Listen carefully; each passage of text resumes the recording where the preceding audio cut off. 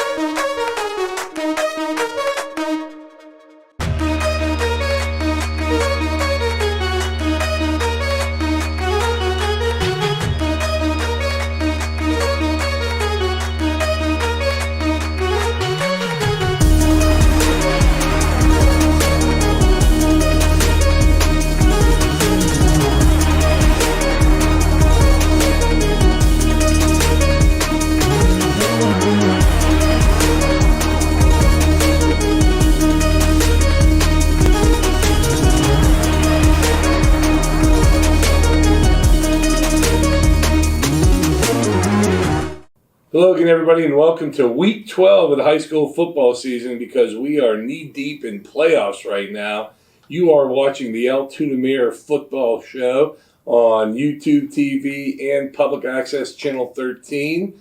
We are joined again by football guru Mike Boydum, junior guru Andy Stein. I am Scott Franco, your host, Dan Eisberg behind the camera. And we got 5 playoff games to talk about, and we also have a box of pizza here that we're going to try not to eat while we're doing our show here because we're really hungry. Tonight was a lot going on in the newsroom. But right now, going on in sports, the first thing we're going to talk about is Thursday night's District 5 championship game at Somerset. Mike's got this one. It's Windber, the 3 seed, versus Northern Bedford, the 1 seed. Mike, tell the people about the interesting aspect about this game that we had in your skinny this week. Well, these teams have played each other. They played each other earlier this season, but when they played each other earlier this season, it was not the same Windber team you'll see on Thursday because they were missing their starting quarterback. They were missing a couple running backs. It was just a team decimated by injury, and the team they're going to be playing this week is more similar to the team that won 14-0 last year against Northern Bedford in the district championship game. Now, that team had John Schuster, who we all know is a very talented player, but Northern Bedford better not go into this game with the attitude of, hey, we just pounded this team, because the team they played is not the team they will see on Thursday. As a football coach, is Gary Black's hardest job this week being this is not the same Windber team, or is it more X's and O's? Yeah, I think you're right. When they're probably thinking that we beat this team 35-6 earlier in the season, and Gary Black needs to almost pound it into their minds all week. This is not the same team, like Mike said. Almost kind of like what Altoona was last week against Mifflin County. Just because they beat them in the regular season doesn't mean it's going to be a pounding again in the playoffs. I mean, they need to keep that same attitude as like Altoona did last week. And good segue, because the next game Mike has for us is Friday night, District 6 6A championship at Tiger Stadium. Altoona 3 seed versus State College 1 seed. How do we know Altoona can be in this game based on what has happened this year with those two teams? Well, I don't know if we do know that. I don't know whether Altoona will be in the game. I mean, if they play their best game, we saw them play their exact strategy in the first game where they went down the field, scored a touchdown, were up 7-0 after the first quarter, 49-0 after that. Now, the thing is, the hope for Altoona is that State College has not been playing great to the last 3 weeks. They've lost 2 of their last 3 games. They only beat Chambersburg by a touchdown. They had to come back in that game. And Altoona, meanwhile, has been playing better. They've scored at least 20 points their last 3 games. And Deontay Sheffy, who is in his sophomore year now for State College, last year he ran for 1,700 yards. This year he only has 468 yards. Now they've played only 9 games so far, but still his average is way down, and I think a lot of that has to do with State College's offensive line isn't quite as good as last year. So maybe Altoona can get an advantage in the line of scrimmage, and we all know how important that is. If your Altoona's coaches in the videotape room, if you're going to watch with your kids, do you just show them those last 3 weeks, the 2 losses, and then the Chambersburg? Because wasn't Altoona in the Chambersburg game? I mean, that Altoona beat you. Altoona beat you. Yeah. So there you go. You show them that video. Yeah, and I think you got to put good vibes into their mind. Show them recent film. Don't show them the State College film from earlier this year. But they already remember that one by heart. I would exactly. I think they need to play to their strengths. Get it to Braun Mosley a lot, and run some time down, and hopefully you get those big long drives that last 7-8 minutes. And that's how you punch points in. Our next game, the Class 3A Championship, Friday at Mansion Park in Altoona, and talk about teams that know each other well, like Altoona State College. Penn, Cambria, the 2 seed versus Central, the 1 seed. I mean, even if you were asked to make a prediction live on television, you probably wouldn't, but what do you expect from this game? Well, is it going to be like the regular season game from last year or the postseason game? Penn Cambria won last year's game in the regular season, and then it just got completely turned around on them in the postseason. Hey, kudos to Penn Cambria for being in this game. How about it? They had to really make a rally there, and to beat Tyrone, they got a blocked punt. They scored in the final minute to go ahead. And, just Penn Cambria this whole season has been a positive for them. I will look right at the camera and say, hey, when Garrett Harrell graduated, Zach Grove graduated, several of their linemen graduated, I thought this team's going to take a major step back. And they have not. They are right where they were. They're back in the district championship game against Central. And, hey, maybe this is the time where they can get and stay in the game, because their postseason games against Central have not been competitive. So this is, the chance to try to make the point that, hey, they are here to win district championships, not just to make them. That mountain mentality we like to read about in your stories there. Hey, does Penn Cambria have an advantage at Central? Played football for 10 straight weeks. They get to week 11, they get a bye. Even though there were people in Blair County who thought Central was playing a game last week, and they were not. They weren't. Yeah. But they had to bye. Does that get? What about Williamsburg? Yeah. Were they playing? Did they get an advantage there because Central has not played and Penn Cambria? Boom, boom, boom. You know what? Skip a beat. I think of football players kind of creatures of habit. I would think that if you asked David Baker, all the players at Central, I would think they would have wanted to play a game last week, but you never know. But to Mike's point, talking about the playoff game last year, I covered that game last year in the playoffs, and I saw how upset firsthand just how upset the Penn Cambria players were last year after the game, and I'm sure that's been on their mind for a whole year, and this is their chance at redemption.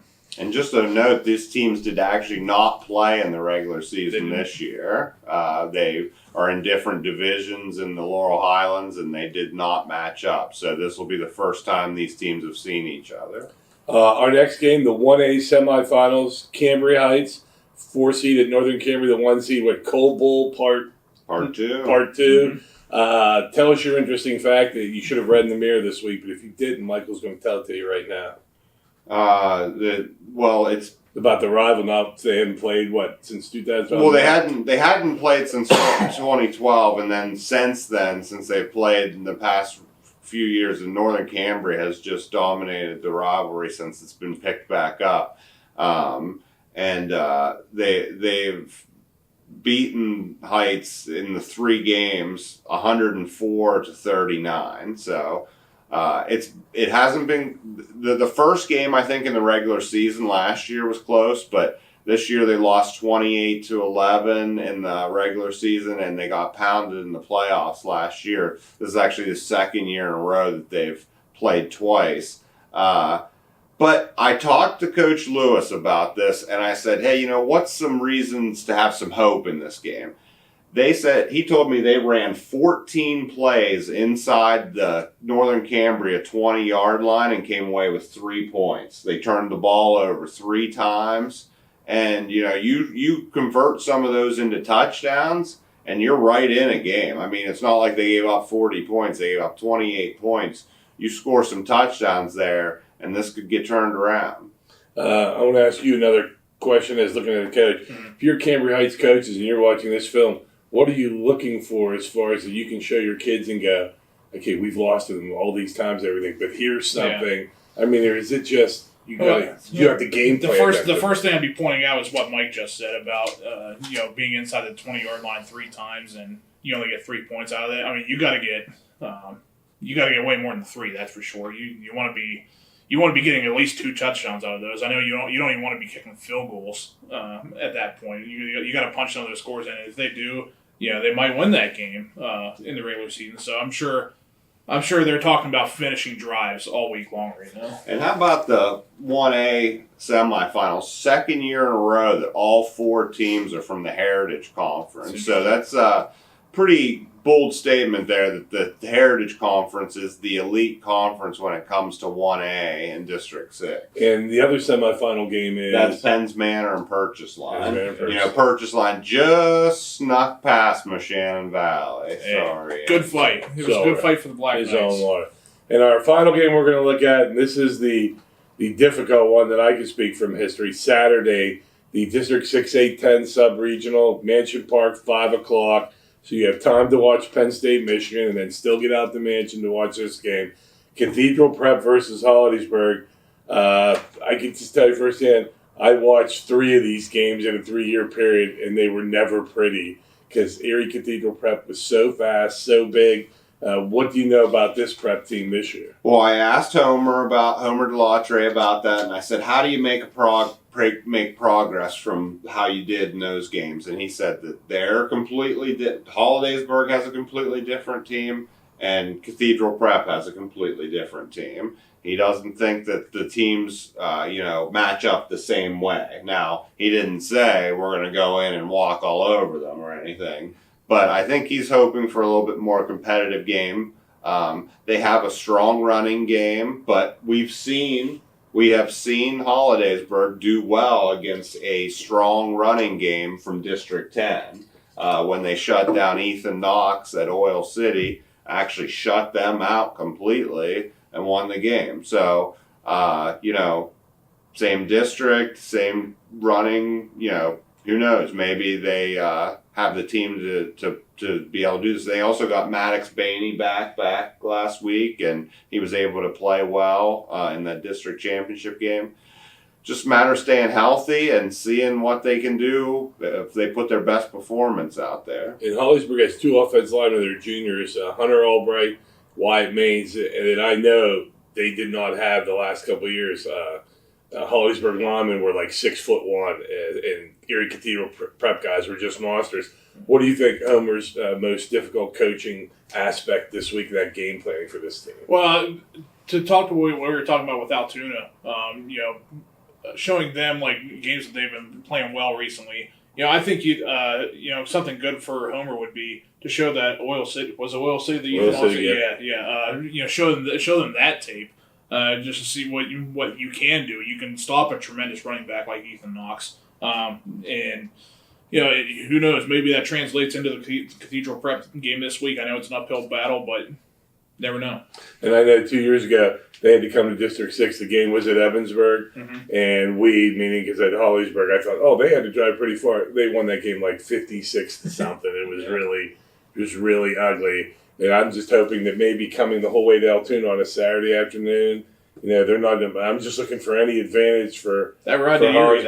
I'm impressed that I like that he was playing because I actually had one person tell me, going, they should just forfeit the second round. I thought you can't ask No. a coach to tell his kids we're just going to forfeit. I think they might have been off last week too, so that might mean they're a little rusty. That would be nice to take any use that to your advantage. advantage. Yeah, any advantage you can get. But that's going to wrap it. Oh no, it isn't going to wrap it up because we have to do. Look, we're out of sync here. Yeah. I'm looking at that pizza thinking, I wonder what kind of pizza's in there. I wonder what toppings on there.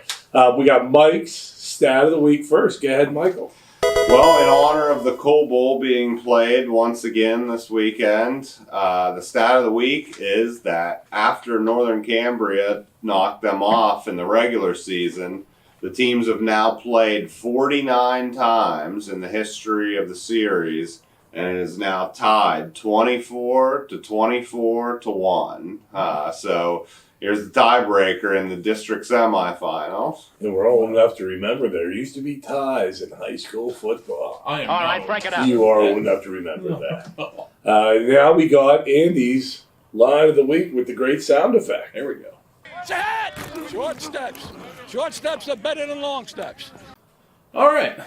Speaking of, we mentioned about Penn's Manor purchase line earlier. Penn's Manor, you were my line of the week. 34-14 win over Juniata Valley in the quarterfinals. Nice upset win. The thing that caught my eye, though, 401 rushing yards. Like, are you kidding me? Like, that doesn't happen a whole lot in high school. I only 1 for 2 passing, and hey, when you're running the ball like that, you don't need to pass. So the center is Nick Frampton. The guards are Alex Polenek, I'm sorry if I butchered that, and Brighton Gillen. The tackles are Jacob Tate and Peyton Cascio, and the tight end is Connor James. Good luck against purchase line, guys. Now, because you're from the Mill Valley area, shouldn't you know how to say that name? I should. I should have like a Helenchik from up there, some kind of name like that. Yeah, I'm friends with them. Well, absolutely. And I can't imagine Penn's Manor running for as many yards this week because Purchase Line has already proven that they can shut down an elite running team like Mo Valley. That's right. Hey, we were close. And now to the fun part of our show. In fact, we should auction this out. This is the original paper from back in August, where I've kept every cool name thing. Nice. Maybe we can get it laminated and maybe auction off, donate the money to like a humane society for animals. But Yeah, anyway, because we'd have to pay someone to take it. we would. I wanna know what's the name of the game? Our Week 12 names. I went and looked at some teams that play teams in our area. Juniata High School has a freshman wide receiver safety named Jasper Sheps. Jasper. It's like an 1800s name from Little House on the Prairie. Like Laura Ingalls is going to the big social with Jasper Sheps. Love that Yeah, name. usually a last name like Garrett Jasper from Glendale. Yeah, Jasper.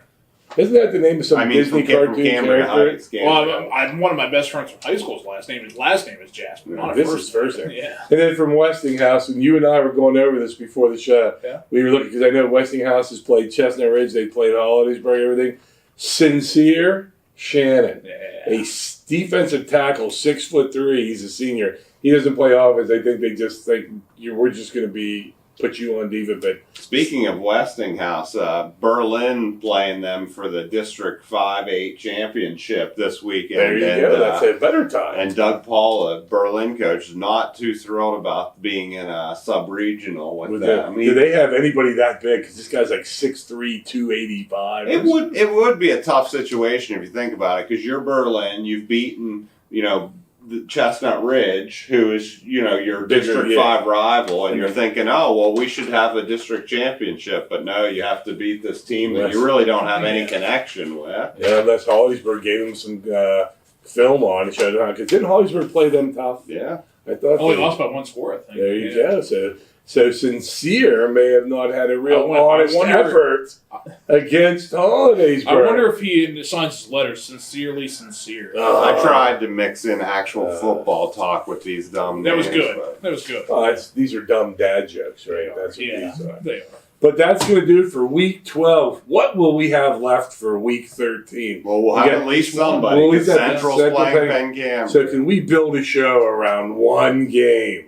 We might need. We might have to just bring a bunch of high school. Well, I would and like to fill think this some room. of our other teams will win as well. There we go. Cambria Heights could win. There's that one. Northern Bedford, Northern Bedford could win. Absolutely. That's a game that makes Altoona, Altoona. Holidaysburg. Look at the They positive all could thinking. win. Like, They're hey, I would love We're for going- Holidaysburg to win. We're going 5-0. I just worry. Wow, one of But these anyways, guys. we got to see what this is in this pizza box. But for Mike Boyden, look, I'm so tired right now. For Andrew Stein, for Danny Eisenberg behind the camera, I'm Scott Franca. for Frank Polito. For Frank Polito, hey, we love Hey. Frank. Salty I Polito. never met him. We would ever had him on this show, he probably would have yelled at us. Anyways, thanks for watching. We'll see you guys next week.